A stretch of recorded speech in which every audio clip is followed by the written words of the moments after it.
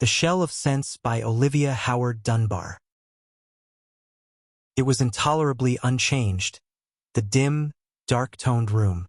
In an agony of recognition, my glance ran from one to another of the comfortable, familiar things that my earthly life had been passed among.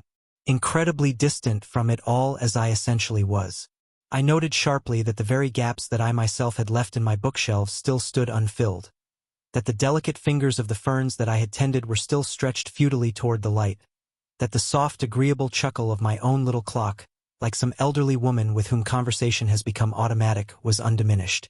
Unchanged, or so it seemed at first. But there were certain trivial differences that shortly smote me. The windows were closed too tightly, for I had always kept the house very cool, although I had known that Teresa preferred warm rooms. And my work basket was in disorder. It was preposterous that so small a thing should hurt me so. Then, for this was my first experience of the shadow-folded transition, the odd alteration of my emotions bewildered me. For at one moment the place seemed so humanly familiar, so distinctly my own proper envelope, that for love of it I could have laid my cheek against the wall, while in the next I was miserably conscious of strange new shrillnesses. How could they be endured, and had I ever endured them? Those harsh influences that I now perceived at the window, light and color so blinding that they obscured the form of the wind, tumult so discordant that one could scarcely hear the roses open in the garden below. But Teresa did not seem to mind any of these things. Disorder, it is true, the dear child had never minded. She was sitting all this time at my desk, occupied I could only too easily surmise how. In the light of my own habits of precision, it was plain that that somber correspondence should have been attended to before, but I believe that I did not really reproach Teresa, for I knew that her notes, when she did write them, were perhaps less perfunctory than mine. She finished the last one as I watched her, and added it to the heap of black-bordered envelopes that lay on the desk. Poor girl! I saw now that they had cost her tears. Yet, living beside her day after day, year after year, I had never discovered what deep tenderness my sister possessed. Toward each other it had been our habit to display only a tempered affection, and I remember having always thought it distinctly fortunate for Teresa, since she was denied my happiness, that she could live so easily and pleasantly without emotions of the devastating sort. And now, for the first time, I was really to behold her. Could it be Teresa, after all this tangle of subdued turbulences? Let no one suppose that it is an easy thing to bear, the relentlessly lucid understanding that I then first exercised, or that, in its first enfranchisement, the timid vision does not yearn for its old screens and mists. Suddenly, as Teresa sat there, her head, filled with its tender thoughts of me, held in her gentle hands, I felt Alan's step on the carpeted stair outside. Teresa felt it too. But how? For it was not audible. She gave a start, swept the black envelopes out of sight, and pretended to be writing in a little book. Then I forgot to watch her any longer in my absorption in Alan's coming. It was he, of course, that I was awaiting. It was for him that I had made this first lonely, frightened effort to return, to recover. It was not that I had supposed he would allow himself to recognize my presence, for I had long been sufficiently familiar with his hard and fast denials of the invisible. He was so reasonable always, so sane, so blindfolded. But I had hoped that because of his very rejection of the ether that now contained me I could perhaps all the more safely, the more secretly, watch him, linger near him. He was near now, very near. But why did Teresa, sitting there in the room that had never belonged to her, appropriate for herself his coming? It was so manifestly I who had drawn him, I whom he had come to seek. The door was ajar. He knocked softly at it. "Are you there, Teresa?" he called. He expected to find her. Then, there in my room? I shrank back, fearing almost to stay. "I shall have finished in a moment," Teresa told him, and he sat down to wait for her. No spirit still unreleased can understand the pang that I felt with Alan sitting almost within my touch. Almost irresistibly the wish beset me to let him for an instant feel my nearness. Then I checked myself, remembering, oh, absurd, piteous human fears, that my too unguarded closeness might alarm him. It was not so remote a time that I myself had known them, those blind, uncouth timidities. I came, therefore, somewhat nearer, But I did not touch him. I merely leaned toward him and with incredible softness whispered his name. That much I could not have forborne. The spell of life was still too strong in me. But it gave him no comfort, no delight. "Teresa!" he called, in a voice dreadful with alarm.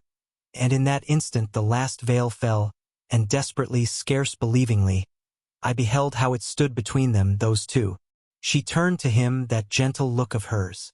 "Forgive me," came from him hoarsely. But I had suddenly the most unaccountable sensation.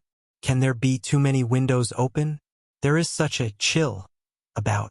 "There are no windows open," Teresa assured him. "I took care to shut out the chill." "You are not well, Alan?" "Perhaps not." He embraced the suggestion. "And yet I feel no illness apart from this abominable sensation that persists. Persists. Teresa, you must tell me. Do I fancy it? Or do you, too, feel something strange here?" "Oh, there is something very strange here," she half sobbed. "There always will be." "Good heavens, child! I didn't mean that." He rose and stood looking about him. "I know, of course, that you have your beliefs, and I respect them, but you know equally well that I have nothing of the sort. So, don't let us conjure up anything inexplicable." I stayed impalpably, imponderably near him. Wretched and bereft though I was, I could not have left him while he stood denying me. "What I mean," he went on in his low, distinct voice, "is a special and almost ominous sense of cold. Upon my soul, Teresa."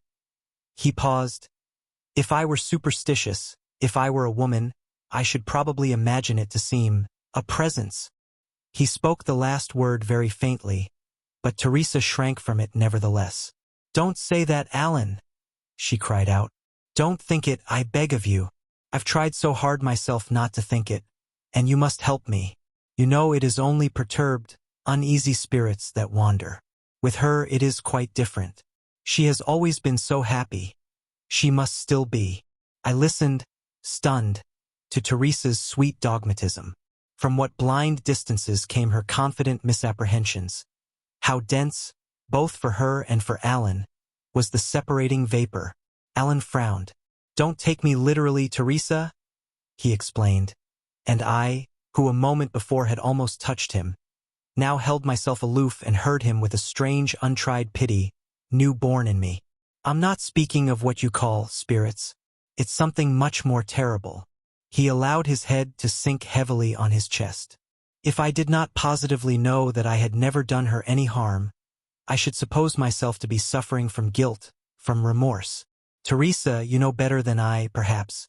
Was she content? Always? Did she believe in me? Believe in you? When she knew you to be so good? When you adored her? She thought that? She said it? Then what in heaven's name ails me? Unless it is all as you believe, Teresa, and she knows now what she didn't know then, poor dear, and minds." "Minds what? What do you mean, Alan?" I, who with my perhaps illegitimate advantage saw so clear, knew that he had not meant to tell her. I did him that justice, even in my first jealousy. If I had not tortured him so by clinging near him, he would not have told her. But the moment came and overflowed, and he did tell her, passionate, tumultuous story that it was. During all our life together, Alan's and mine, he had spared me, had kept me wrapped in the white cloak of an unblemished loyalty. But it would have been kinder, I now bitterly thought, if, like many husbands, he had years ago found for the story he now poured forth some clandestine listener. I should not have known. But he was faithful and good, and so he waited till I, mute and chained, was there to hear him. So well did I know him, as I thought, so thoroughly had he once been mine, that I saw it in his eyes, heard it in his voice, before the words came. And yet, when it came, it lashed me with the whips of an unbearable humiliation. For I, his wife, had not known how greatly he could love. And that Teresa, soft little traitor, should, in her still way, have cared too. Where was the iron in her? I moaned within my stricken spirit. Where the steadfastness? From the moment he bade her, she turned her soft little petals up to him, and my last delusion was spent. It was intolerable, and none the less so that in another moment she had prompted by some belated thought of me, renounced him. Alan was hers, yet she put him from her, and it was my part to watch them both. Then in the anguish of it all I remembered, awkward, untutored spirit that I was, that I now had the great recourse. Whatever human things were unbearable, I had no need to bear. I ceased, therefore, to make the effort that kept me with them. The pitiless poignancy was dulled. The sounds and the light ceased. The lovers faded from me, and again I was mercifully drawn into the dim, infinite spaces.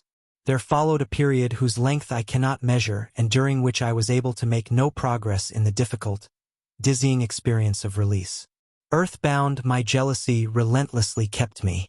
Though my two dear ones had forsworn each other, I could not trust them, for there seemed to me an affectation of a more than mortal magnanimity. Without a ghostly sentinel to prick them with sharp fears and recollections, who could believe that they would keep to it? Of the efficacy of my own vigilance, so long as I might choose to exercise it, I could have no doubt, for I had by this time come to have a dreadful exultation in the new power that lived in me. Repeated delicate experiment had taught me how a touch or a breath, a wish or a whisper, could control Alan's acts, could keep him from Teresa. I could manifest myself as palely, as transiently as a thought. I could produce the merest necessary flicker, like the shadow of a just opened leaf, on his trembling, tortured consciousness. And these unrealized perceptions of me he interpreted, as I had known that he would, as his soul's inevitable penance. He had come to believe that he had done evil in silently loving Teresa all these years, and it was my vengeance to allow him to believe this, to prod him ever to believe it afresh.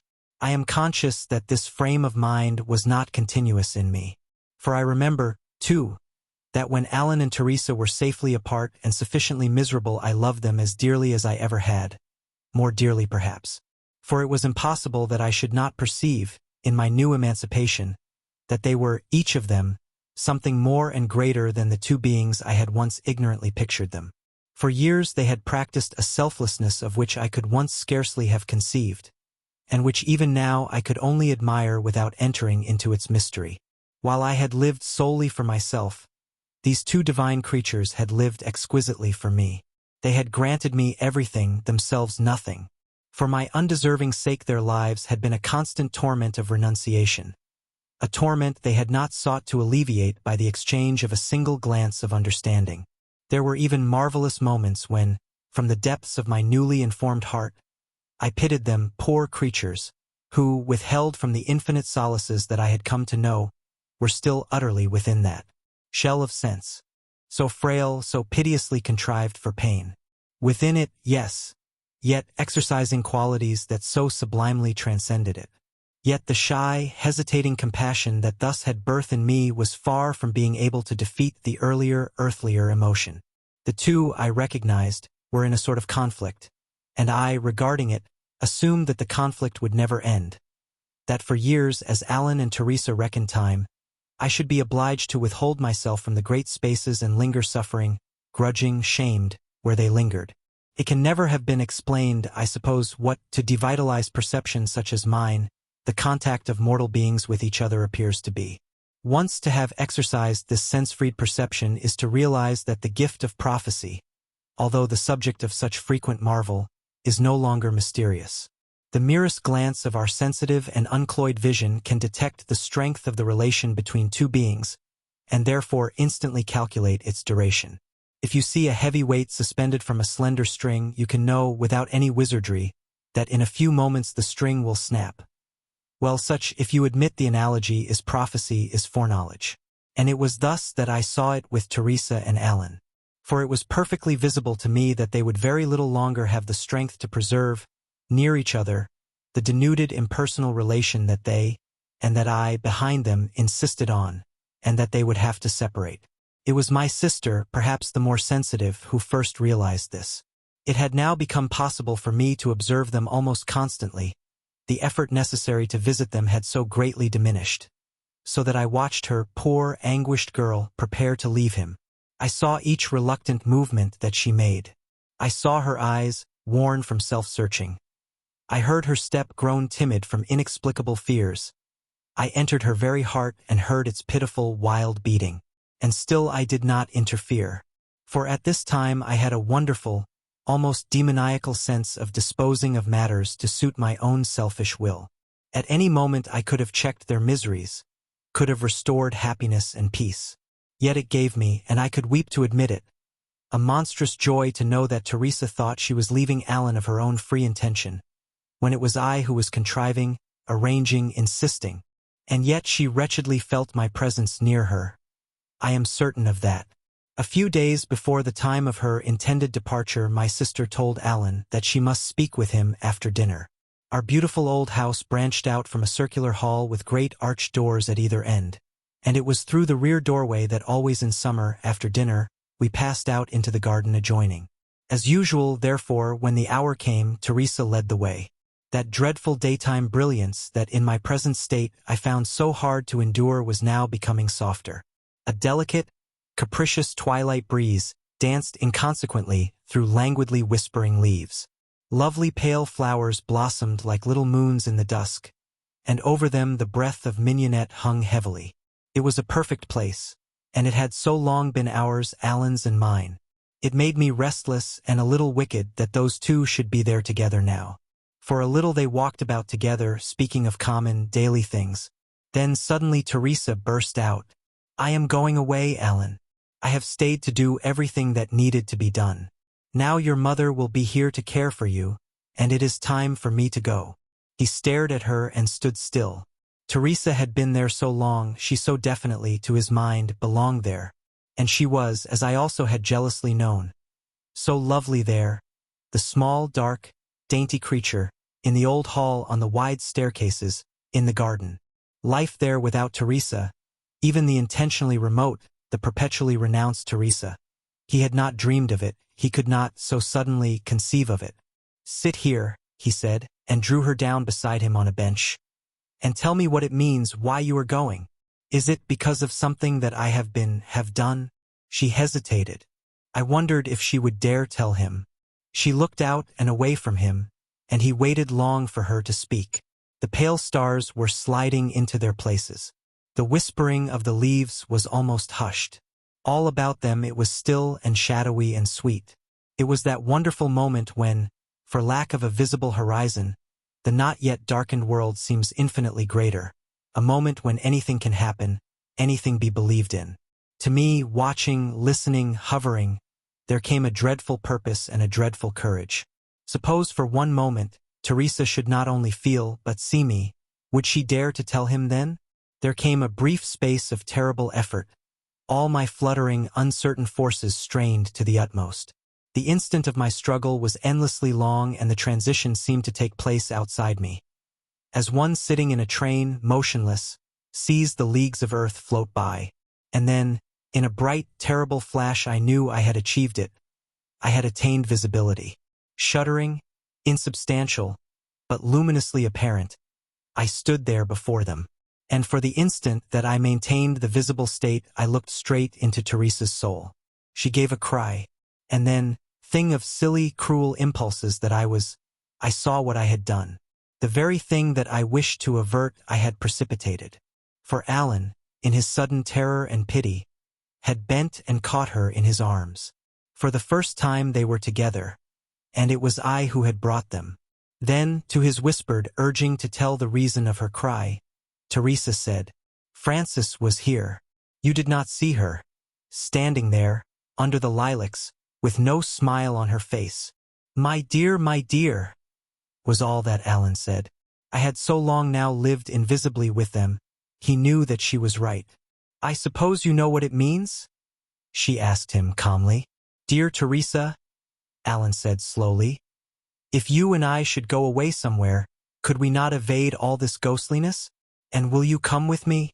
"Distance would not banish her," my sister confidently asserted. And then she said softly, "Have you thought what a lonely, awesome thing it must be to be so newly dead? Pity her, Alan. We who are warm and alive should pity her. She loves you still. That is the meaning of it all, and she wants us to understand that for that reason we must keep apart." Oh, it was so plain in her white face as she stood there. "And you did not see her?" "It was your face that I saw," Alan solemnly told her.